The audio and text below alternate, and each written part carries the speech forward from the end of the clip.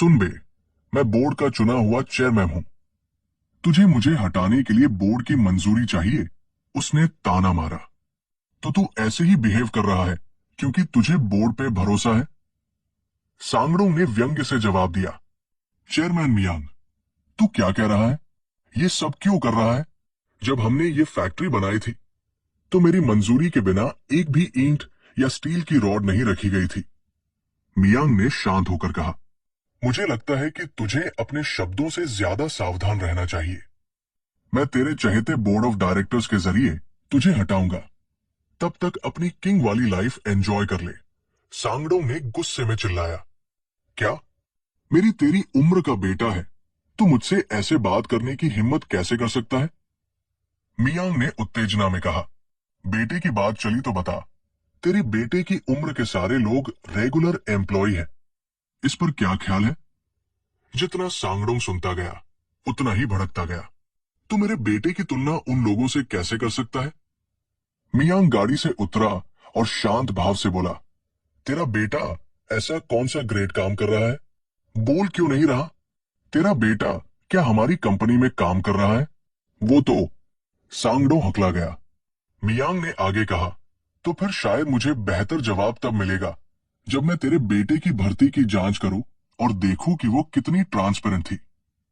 सांगडो ने गुस्से में दांत भींचते हुए कहा, सुन मियांग, क्या तुझे लगता है कि तुझे इसका हक है? मियांग ने किलर लाइन मारी, मुझे पता है कि तू मेरे दोनों भाइयों का सपोर्ट कर रहा है। मैं तुझे जल्दी ही ये समझा दूंगा कि तू गलत इंसान का साथ दे रहा है। सांगडों के पास कोई जवाब नहीं था।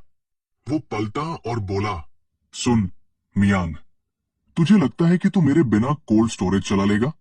मियांग और भी ज्यादा कॉन्फिडेंट होते हुए बोला, तू खुद को बहुत ग्रेट समझता है क्योंकि फैक्ट्री चला सकता है। मैं तुझसे भी टैलेंटेड किसी और को ढूंढूंगा। तो उसकी चिंता मत कर, बल्कि अपनी कुर्सी खाली करने की तैयारी कर। सांगडोंग बेजुबान हो गया, फिर हड़बड़ाते हुए बोला, चेयरमैन, अगर तूने मुझे ऐसे फोर्स किया। पर मियांग ने बिना सुने फोन काट दिया। इस तरफ चीफ ने भी मियांग को समझाने की कोशिश की। सांगडोंग बोर्ड का चेयरमैन है, मिस्टर चेयरमैन। मियांग ने फोन वापस दिया और कहा, उसने भी यही कहा, तो क्या मैं उसे कंपनी तबाह करने दूं? मैं ये सब उत्तराधिकार की रेस के लिए नहीं कर रहा। ये गलतफहमी मत पालना।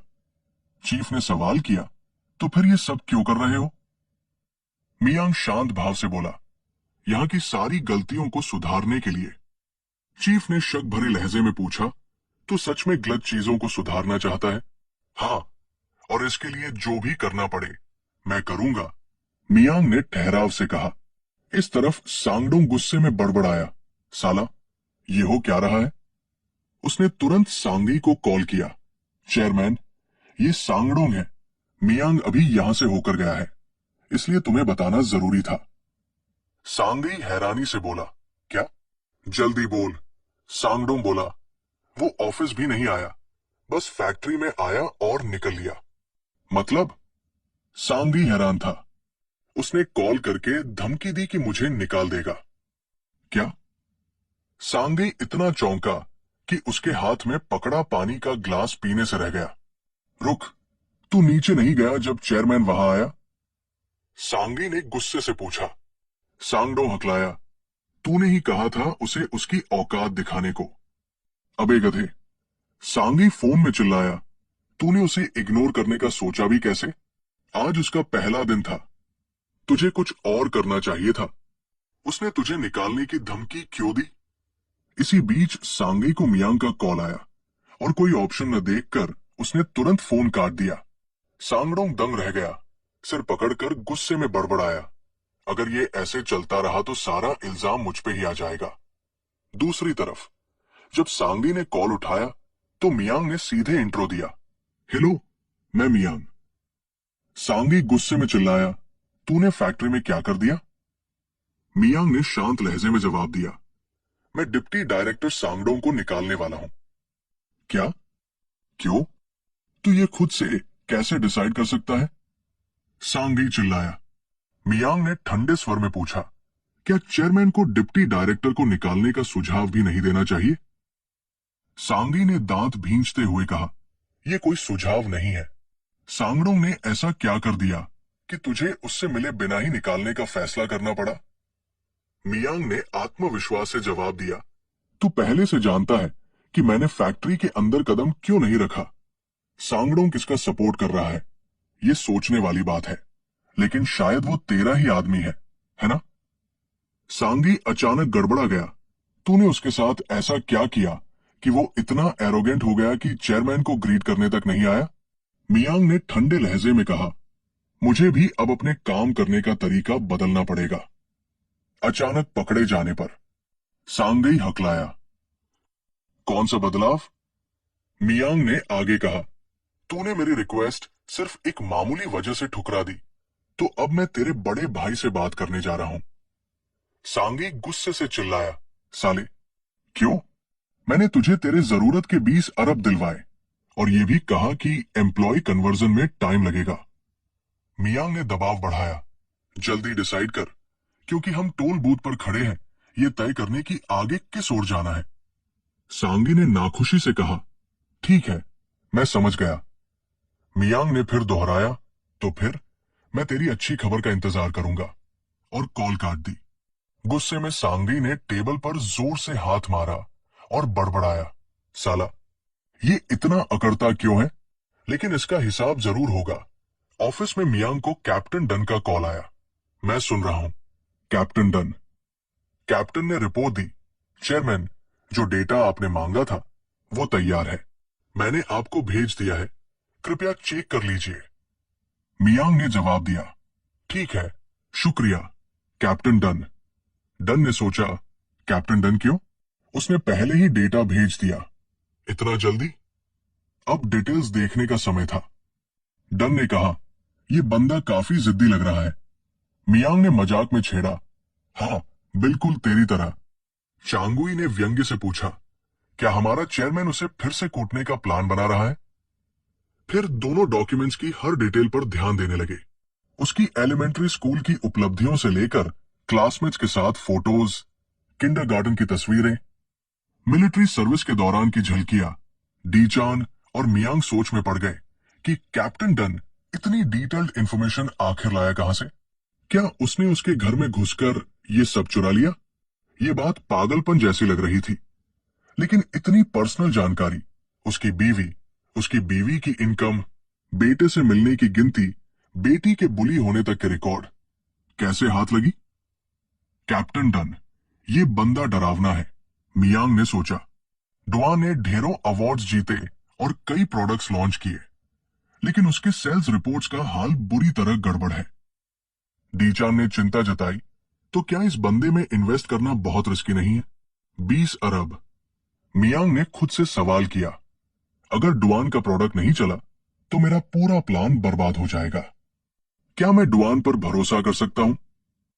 मिस्टर चेयरमैन, क्या आपको नहीं लगता कि अपनी खुद की ऑर्गेनाइजेशन सेटअप करना जितना सोचा था उससे कहीं ज्यादा मुश्किल है? डीचान ने गंभीरता से कहा। मियांग ने सोचा, क्या ये बाकी प्रोजेक्ट्स के साथ फिट भी होगा? उसने ध्यान से स्थिति को आका और गहरी सोच में पड़ गया। लेकिन चाहे जितना भी समय लगे, हमें एक सख्त इंफॉर्मेशन ऑर्गेनाइजेशन सेटअप करना ही होगा। इस वक्त मियांग के बगल में चीफ डन खड़ा था। तू मुझ पर भरोसा कर सकता है, मैं तेरे लिए एक टॉप क्लास ऑर्गेनाइजेशन तैयार कर दूंगा, कुछ कुछ कैप्टन यून की तरह। मियांग मुस्कुराया और अपने दोस्त से बोला, अब तू सच में कीमती बन गया है। डन ने अपनी उंगलियों के बीच सिगरेट पकड़ी और मियांग से पूछा, तो अब तू अपने प्रॉब्लम वाले बंदे सन डुआन के साथ क्या करने वाला है? मियांग ने अपने फोन के बटन्स दबाए, पहले ये पता लगाते हैं। हेलो, क्या मैं मिस्टर डुआन से बात कर रहा हूं? हाँ, आप कौन? डुआन अपने ऑफिस में था जब उसे कॉल आया। मैं जी कॉस्मेटिक्स का चेयरमैन मियांग हूं। लाइन के दूसरी तरफ डुआन हैरान रह गया। जी कोरियन कॉस्मेटिक्स? अगर तू गोंग से है तो डुआन अपनी बात पूरी भी नहीं कर पाया कि मियांग ने डील फाइनल कर दी। हाँ, हमें तेरी ऑफर की कंडीशंस पता है, लेकिन मियांग रुका। मैं उम्मीद करता हूं कि तू उन शर्तों में कुछ बदलाव करेगा। अगर हाँ, तो मैं तुझसे मिलने को तैयार हूं। बदलाव? हाँ, ठीक है, तो फिर हमारे ऑफिस के पास एक कैफे है, 4 बजे वहां मिलते हैं। ठीक है, मिलते हैं 4 बजे। मियांग ने हामी भरी और फोन रख दिया। वो अपनी डेस्क पर बैठा और टेबल पर रखी मिस्टर सु डुआन के परिवार की तस्वीर को देखा। उसके मन में भारीपन था। हर प्रोडक्ट जो डुआन ने बनाया वो सक्सेसफुल नहीं रहा, तो शायद उसका परिवार भी मुश्किलों से गुजर रहा होगा। मियांग की आंखें सोच में डूबी हुई थी। अचानक उसका फोन बजा। आखिरकार तुझे फाइनेंशियल सपोर्ट मिल गया। मैं नॉन रेगुलर एम्प्लॉयज को रेगुलर में बदलने के लिए सपोर्ट करूंगा, कन्वर्टेबल बॉन्ड्स अप्रूव कर दूंगा और डिप्टी डायरेक्टर सांगड़ों की डिसमिसल की जानकारी दोपहर 2 बजे दूंगा। भेजने वाला सांगई था। मियांग का चेहरा थोड़ा रिलैक्स हुआ, लेकिन उसके दिमाग में एक सवाल था। ये कन्वर्टेबल बॉन्ड्स क्या होते हैं? उसने फोन पकड़ा और कमरे में इधर उधर टहलने लगा। सीखने को बहुत कुछ है। तभी बाहर दरवाजे पर कोई हलचल हुई। डन सतर्क हुआ। मैं देखता हूं कौन है। उसने दरवाजे के पास लगे इंडोर कैमरा पर हाथ रखा और स्क्रीन देखी। बाहर एक अजनबी औरत खड़ी थी। क्या ये चान यूमियांग का घर है? मैं सी सुई हूं, कोरिया क्लब से। कोरिया क्लब डन चौंका। एक ऑर्गेनाइजेशन जो खुद को नेशन का टॉप सोशल क्लब मानता है, वो बिना किसी नोटिस के किसी के घर कैसे पहुंच सकता है? मियांग को और भी शक हुआ। कृपया किसी और समय आए। उसने स्क्रीन ऑफ कर दी। डीचान ने हैरानी से पूछा, तूने ऐसा क्यों किया? तूने खुद ही कोरिया क्लब के लिए रजिस्टर किया था ना? अगर कोई अपॉइंटमेंट होता तो कैप्टन डन मुझे बता देता। डन के होश उड़ गए। तो फिर ये कौन है? शेड्यूल में तो कोई अपॉइंटमेंट नहीं है, शायद कोई रिपोर्टर है, इसलिए मैं सजेस्ट करूंगा कि सतर्क रहो। कैप्टन डन ने अपने ऑफिस से फोन करके वार्निंग दी, अगर कोई अंदर घुस आया तो सब खत्म हो जाएगा। अगर वो तुझसे मिल भी ले, चेयरमैन, तो भी जब उसकी असली नीयत सामने आएगी और उसे बाहर निकाला जाएगा तो ये खबर बन जाएगी। मियांग और भी कंफ्यूज हो गया। क्या मैं इतना जरूरी हो गया हूं कि कोई रिपोर्टर झूठ बोलकर मेरे घर घुसने की कोशिश करे? क्योंकि तूने कई दुश्मन बनाए हैं, ये याद रखना जरूरी है, कैप्टन डन ने सावधानी से कहा। और तूने जो कुछ भी अतीत में किया है वो उन रिपोर्टर्स के लिए एक बढ़िया आर्टिकल बनेगा, जो अमीर परिवारों के बच्चों को पसंद नहीं करते। जो तूने कहा वो दिल तोड़ने वाला है, कैप्टन डन। बिल्कुल, लेकिन मेरा सपोर्ट तेरे हाल ही के एक्शंस पर बेस्ड है। हमें बहुत सावधान रहना होगा। मियांग कार की खिड़की से बाहर सड़क की तरफ देखता हुआ बोला, अगर कैप्टन डन सही है तो हमें सिर्फ 1-2 लोगों से नहीं बल्कि और भी बहुत कुछ से सावधान रहना होगा। डन उसकी आवाज में चिंता महसूस कर सकता था, पर इसका मतलब यह नहीं कि तू डरने वालों में से है। मियांग ने सिर हिलाया। अगर मुझे डर होता तो मैं शुरू से ही इसमें नहीं पड़ता। इतना कहकर वो फिर से बाहर देखने लगा, सोच में डूबा हुआ। डन ने रियर व्यू मिरर में झांकते हुए कहा, मुझे आज दोपहर कहीं जाना है तो मैं कार गैराज में छोड़ दूंगा। कहीं जाना है? तूने तो इसके बारे में कुछ बताया ही नहीं। डन मुस्कराया। हमें ऑर्गेनाइजेशन सेटअप करना है तो मुझे कुछ तैयारियां करनी होंगी। अगर ऐसा है तो तू कंपनी की कार यूज कर सकता है, जैसा चाहे। ठीक है। दोपहर की धूप ज्यादा तेज नहीं थी। मियांग कंपनी के पास वाले कैफे में 4 बजे पहुंचा। तभी उसने मिस्टर सुन डुआन को आते देखा। हेलो मिस्टर सुन, मैं chairman Chan Yungang, G on cosmetic से मैंने तुझे कॉल किया था। हाँ, मैं सन डुआन हूं। तू काफी यंग है तो मुझे थोड़ा सरप्राइज हुआ। मियांग मुस्कराया। शायद तू न्यूज ज्यादा नहीं पढ़ता, क्योंकि मुझ पर काफी इंटरेस्टिंग आर्टिकल्स छपे हैं। हाँ, सन डुआन ने बात अधूरी छोड़ दी। बैठ। मियांग ने मिस्टर डुआन को सामने वाली चेयर ऑफर की। हमने तेरे प्रोडक्ट की कंडीशंस रिव्यू कर ली है। तू चाहता है कि रेवेन्यू का 50% तुझे मिले, राइट? मुझे लगता है कि ये कंडीशन थोड़ी अनरियलिस्टिक है। असल में ये पूरी तरह इलॉजिकल है। मियांग ने करेक्शन किया। इससे पहले मैं ये जानना चाहता हूं कि तूने इतनी सख्त कंडीशन क्यों रखी? वो डुआन फिर से अटक गया। फिर उसने बोलना जारी रखा। मैंने कई कंपनियों से मीटिंग की और प्रोडक्ट डेवलपमेंट के कॉन्ट्रैक्ट साइन किए, जहां पेमेंट प्रॉफिट से डिसाइड होती थी। पर कभी भी मुझे कोई ढंग का डाउन पेमेंट नहीं मिला। हर बार जब पेमेंट की बात आई तो वो मेरा अमाउंट काट देते, सैंपल कॉस्ट, मार्केटिंग फीस और न जाने किन किन बहानों से। आखिर में हालात ऐसे हो गए कि मैं अपने एम्प्लॉयज की सैलरी तक नहीं दे पाया। आर&डी का खर्चा तो छोड़ ही दे। पर क्या तुझे पता है सबसे ज्यादा गुस्सा किस बात पर आता है? उसकी आंखों में गुस्सा झलकने लगा। वो लोग मेरा प्रोडक्ट हटा देते और कहते कि ये मार्केट में नहीं चला, फिर उसी में छोटा सा बदलाव करके उसे नया प्रोडक्ट कहकर बेचते। ये बोलते हुए डुआन के हाथ कांपने लगे, गुस्से से भरे हुए। मियांग उसकी बात सुनकर सोच में पड़ गया। मियांग ने सुना, अंचू, यही तो अंचू ने कहा। हालांकि मैंने वकील से मुलाकात की और उन पर केस करने की कोशिश भी की, पर ऐसा लगता है कि मैं जीत नहीं सकता। बिल्कुल, क्योंकि प्रोडक्ट भले ही अच्छा बना हो, पर उससे उतनी कमाई नहीं हुई। मियांग को मिस्टर डुआन के लिए बेबस महसूस हुआ। उसने फिर पूछा, तो तूने मिनिमम गारंटी की डिमांड क्यों नहीं रखी? कोरिया में कोई भी कंपनी मिनिमम गारंटी ऑफर नहीं करती चेयरमैन। कुछ कंपनियां ऐसी भी हैं जो हमसे प्रोडक्शन करवा सकती हैं, पर वो शुरुआती क्वांटिटी 80 बिलियन चाहती है।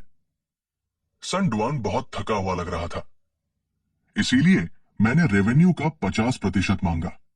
तू खुद की फैक्ट्री क्यों नहीं बनाता? तेरे पास पेटेंट है तो शायद तू कीबो कोरिया टेक्नोलॉजी फाइनेंस कॉर्पोरेशन में रजिस्ट्रेशन कर सकता है। सन डुआन ने निराशा में सिर हिलाया। कीबो को सेल्स कॉन्ट्रैक्ट चाहिए। वो मुझसे पहले ही डिपॉजिट और सबूत मांगते हैं, जबकि जो खरीदना चाहते हैं वो सिर्फ डिपॉजिट पेमेंट ही देते हैं। जब हमारे पास उत्पादन की जरूरी सुविधाएं होंगी, क्या मैं वो जानकारी देख सकता हूं? मियांग ने प्रस्ताव रखा, जिससे सु डुआन चौंक गया। अगर तूने जो कहा वो सच है तो मैं तेरी उत्पादन सुविधा बनाने में निवेश करूंगा। मियांग की पेशकश सुनकर सु डुआन को यकीन नहीं हुआ। उसने फिर से पूछा, क्या तू सच में सीरियस है? कोई और शर्त तो नहीं है? सु डुआन हैरान था। बिल्कुल, डुआन हकलाया, जिस मिनिमम गारंटी की तूने बात की थी। अगर मैं जीजी के साथ कॉन्ट्रैक्ट साइन करता हूं तो मुझे मिनिमम गारंटी मिल सकती है। तू कितना स्वीकार करेगा? मियांग ने सीधे पूछा। यह पहली बार था जब उसे इतना सीधा ऑफर मिला था। वो जवाब देने के लिए थोड़ा हकलाया। जिसने आधे रेवेन्यू की मांग की थी, वो अब क्या सोच रहा है? हालांकि मैं तुझे हर चीज नहीं दे सकता जो तुझे चाहिए, लेकिन जो भी कीमत तू चाहता है बता और हम उस पर बातचीत शुरू करेंगे। फिर तुझे कोई पछतावा नहीं होगा। सो डुआन ने सिर हिलाया। क्या तुझे लगता है कि सिर्फ मिनिमम गारंटी मिलना ही काफी होगा? मियांग ने कहा, मिनिमम गारंटी के साथ कम से कम तुझे तेरी शुरुआती लागत वापस मिल जाएगी, और जब हमारा मुनाफा मिनिमम गारंटी से ज्यादा होगा तो तुझे भी हमारे साथ तय शर्तों के मुताबिक भुगतान मिलेगा। 1.5 बिलियन चलेगा? सो डुआन चिल्लाया। माफ करना, 1 मिनट। तभी मियांग का फोन बजा, जिससे सु डुआन घबरा गया। उसे डर था कि उसने बहुत ज्यादा कीमत मांग ली और मियांग इनकार कर देगा। किम सांगडोन को निकाल दिया गया है। हम अभी भी कर्मचारियों के स्थायीकरण के मुद्दे को हल कर रहे हैं।